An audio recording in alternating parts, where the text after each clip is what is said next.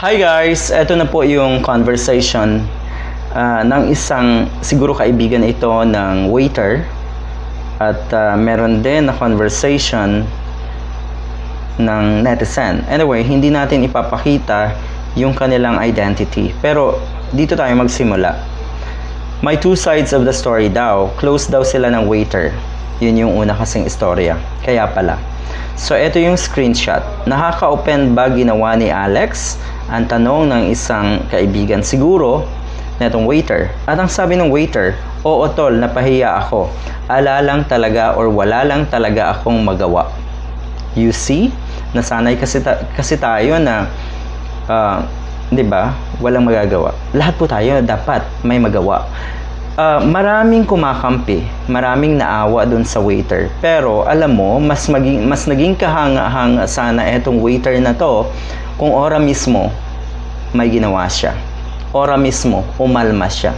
Ginantihan si Alex. Mas maganda sana yun, di ba? Mas sakalam. Yun yung totoong sakalam. Dahil talaga sinisino ng mga katulad ng family ni Alex yung isang waiter. Abay, hindi po talaga maganda. So, totoo na napahiya ang waiter. Meron pang conversation. Yung dumaan ako dyan, akala ko si Kuya Alvin. Haha. Kaya pala, di ako pinansin. Twin pala niya. Meron palang twin brother etong waiter. Pakitanong nga sa kanila kung mabait ba talaga si Alex. Mukha namang nagbibiro siya, di ba? Sabi, nung sumagot, hindi daw talaga. May ugali daw talaga. Matagal na sila nagki-cater doon. So, matagal nang nagki-cater, waiter, yung si Alex. So, sa tingin ko talaga, hindi naman familiar, hindi naman friend ng family ni Alex, yung waiter. Siguro talaga yung may-ari ng catering. Alright? Pa-autograph. Alright. So, hindi daw talaga maganda ang ugali ni Alex Gonzaga. Ito naman ay binabasa lang natin. Anyway, sa tingin ko rin naman, nakikita kasi yan sa social media, okay? Marami na pong pagkakataon, marami na pong issues na naglalabasan.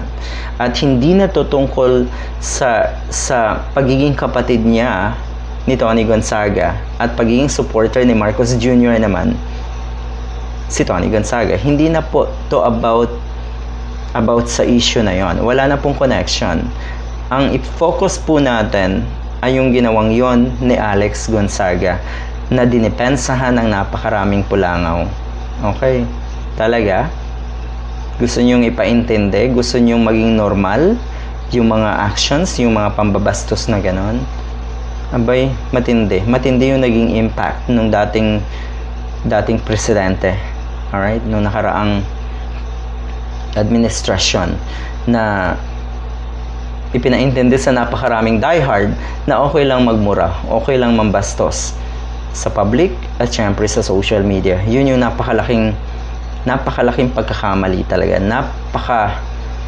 Napakatindi na pinamana ng nakaraang pangulo, nung dating pangulo sa ating mga kababayan.